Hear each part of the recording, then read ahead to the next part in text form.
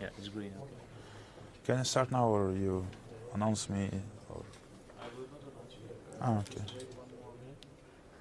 It's easier if we start with one.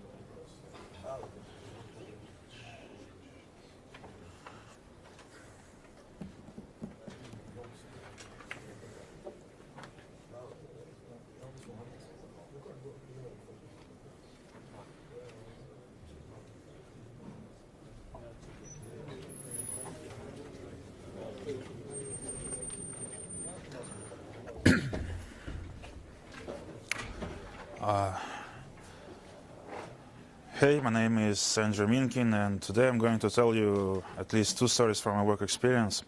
And my talk is in geospatial dev room, so I should speak more about geodata and less about Go. So who am I? How can I be useful for you? I've been working for MedDev.io for the last 5 years, and now I'm team lead there.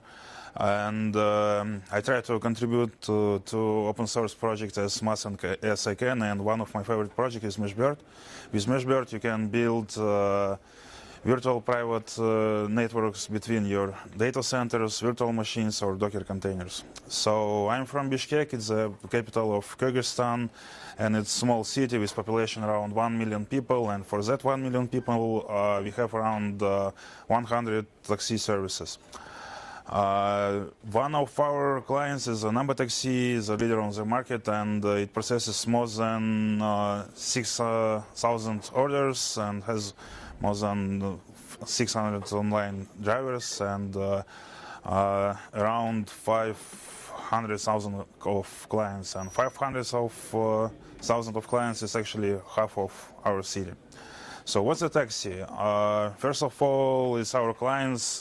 Client books taxi via SMS, voice, or IPTV, or mobile application. And the order is processed by an operator, and once it becomes available to drivers, driver can take it from mobile application.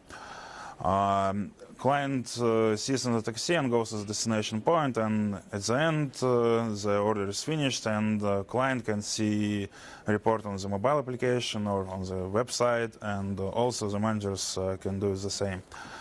And the average response, this workflow is automated by our backend systems, and the average response time for drivers is 20 milliseconds and for operators 2.5 milliseconds.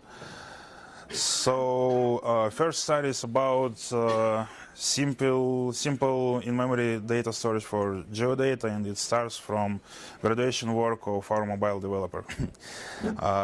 In the work topic was driver application for taxi service, and in the application he has animated the car, and it looked like this, but the animations don't work. So we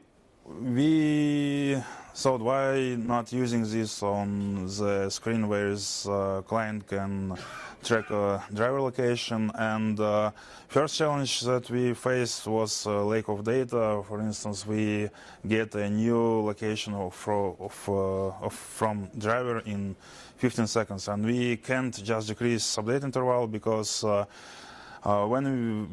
when driver's mobile application sends data to us, it gets status of current order, next order, and is there any others.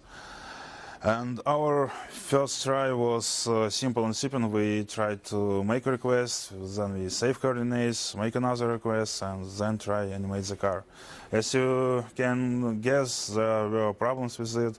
You can't animate car properly, and it moves through fields, forests, quarters, and it looked like this, but it doesn't work.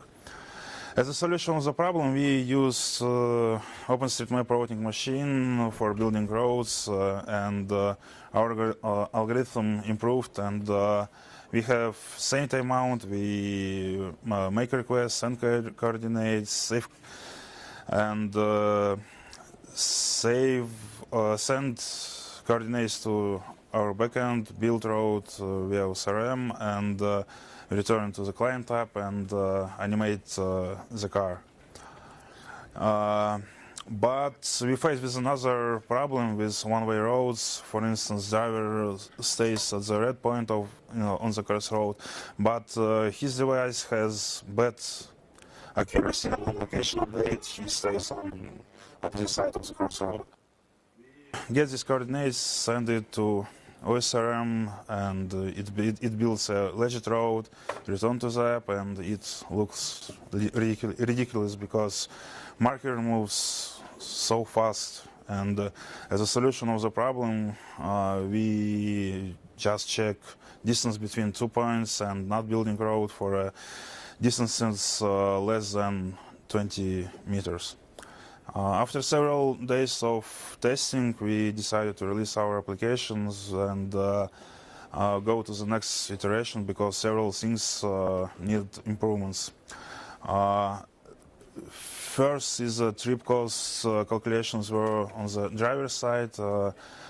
At this point, we have we save server resources because we don't send useless requests.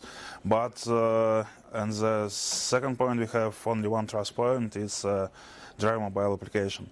And also we realized that send one track per 15 seconds is too less, and lots of customers don't get sight of our feature because I know not so many people who can look at the screen where is nothing going on for 15 seconds.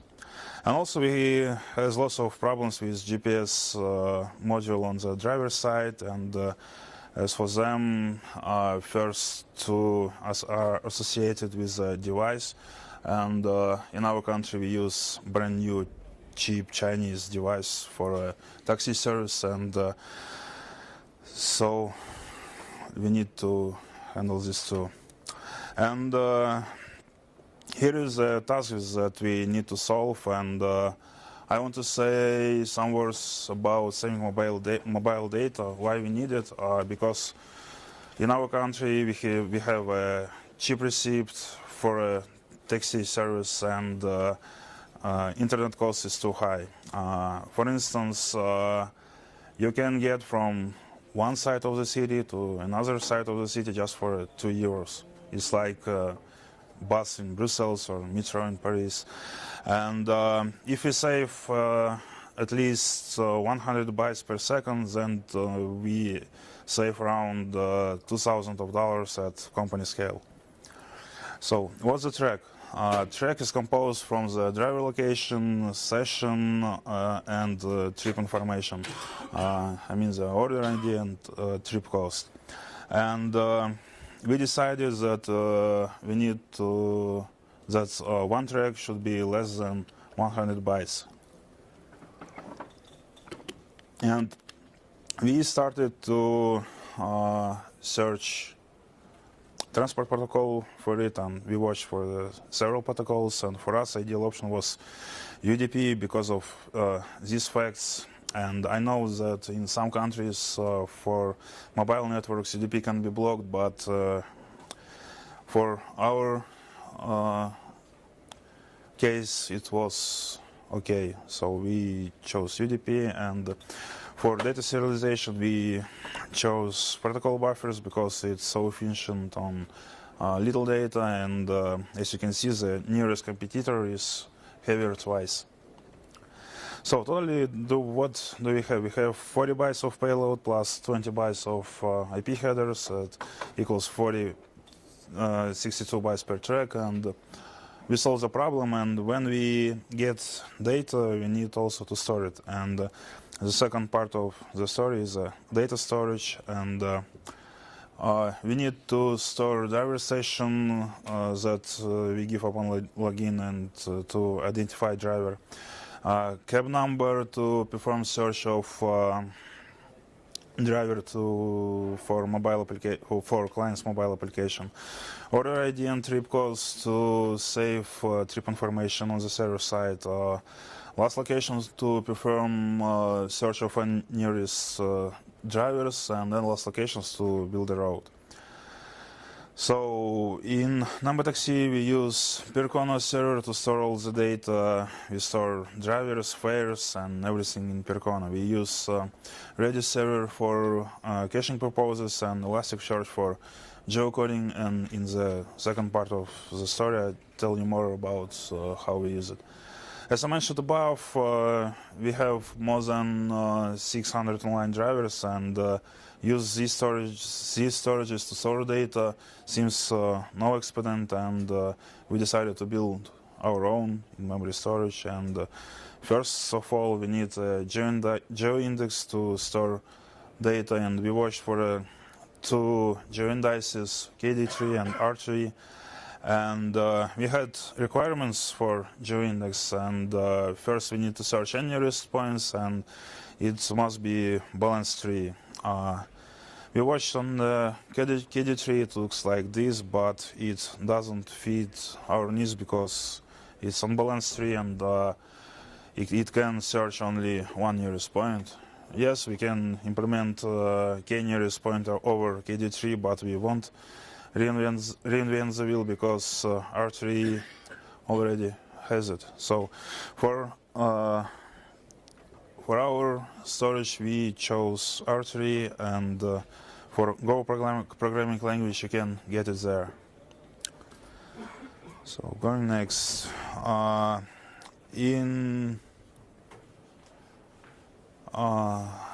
we live in not ideal world, and drivers can just turn off your phone and you need to invalidate some data, and drivers workflow can be ideal for us. I mean that they have bad internet connectivity, or the reasons that you can see on the slide. And to solve the problem, we need an expire mechanism to invalidate drivers and show only actual information to our operators. And also we need LRU data structure for storing coordinates, because it's useful. You only initialize data structure for n items, and when you try to add a new item when storage is already filled, you remove least recently used item and add a new one. So here is the final storage architecture that we use. We store all data in memory. We're using R3 to perform search of nearest drivers, and also we use two maps for storing drivers and perform search by cab number or by session. So here is the algorithm on backend. We try to get data by UDP. We try to get driver from the storage. If it doesn't exist, we get some driver information from Redis. We check and validate data. We try to set driver to storage. If it doesn't exist, we initialize LRU. And finally, we update R3. And we use Go programming language to implement this because of these facts. And when we discovered Go, we fell in love with it and refactored all our microservices written on Python and Ruby to the Go programming language. And also we need HTTP IP to integrate it to our service, and we implemented these endpoints, and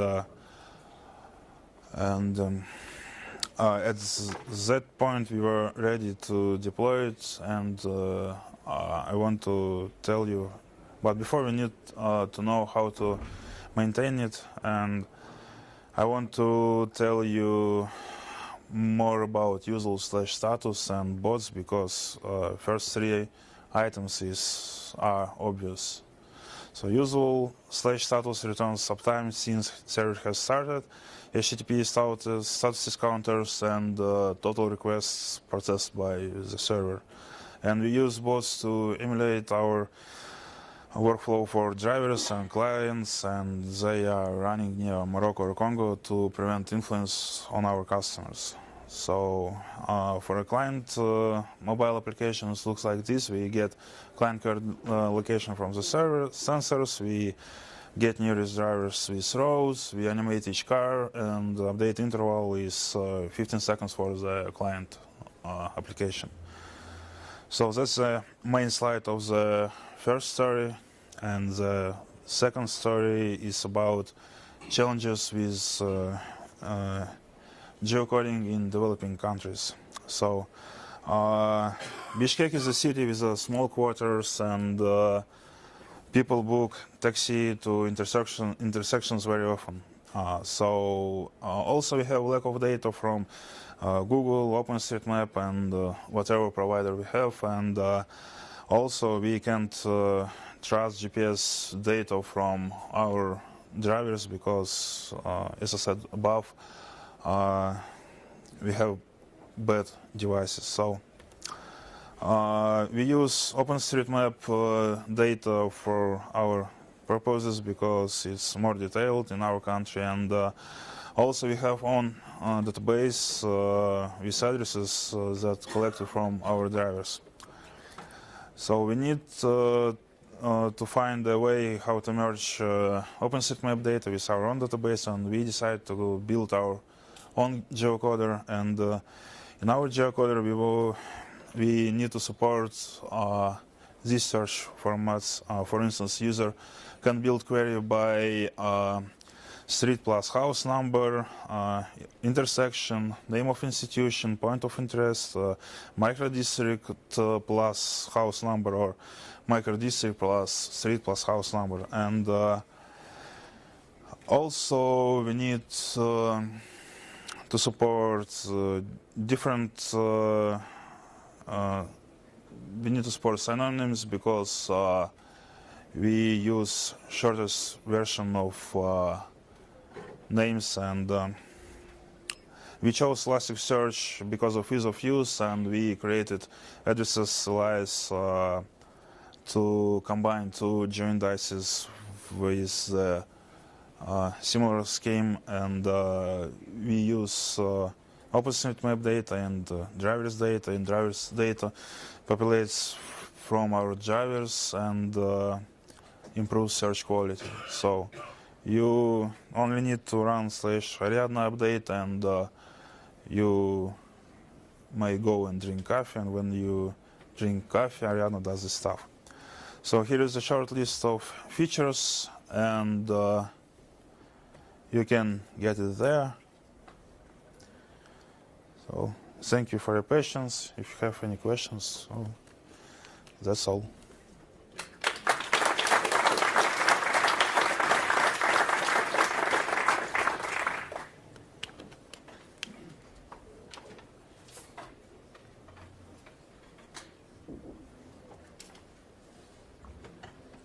Yes. The final application is already being used now, isn't it? Yes. Yeah. The first statistics you gave were about usage of this application or the general use of the taxis?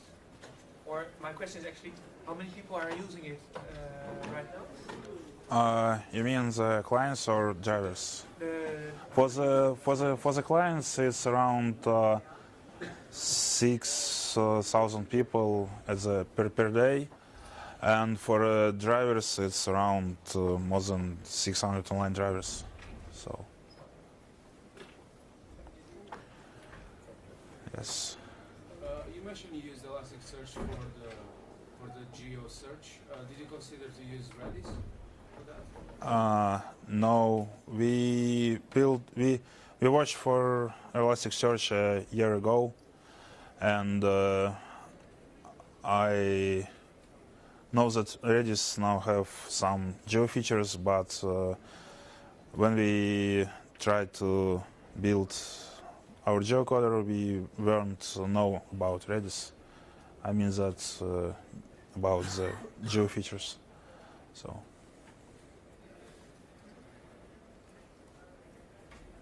Any more questions?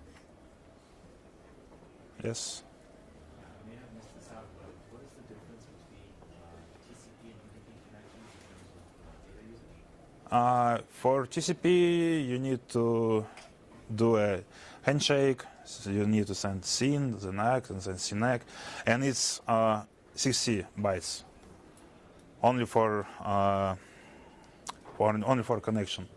And UDP, you send only datagrams, and you save at least 60 bytes because you don't need to. Yes. Yes. You mentioned that you used OpenStreetMap data for showing the map. You have your own database of addresses and you merge them. Is it merged every time, or did you merge the addresses into the OpenStreetMap database?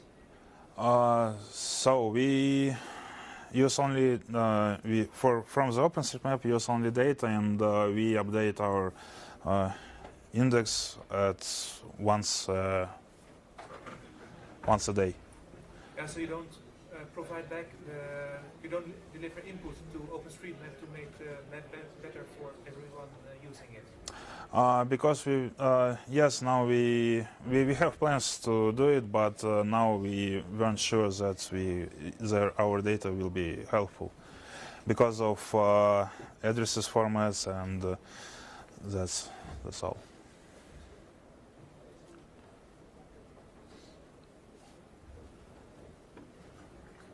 Okay, thank you, Andrew. Okay. Okay, thank you.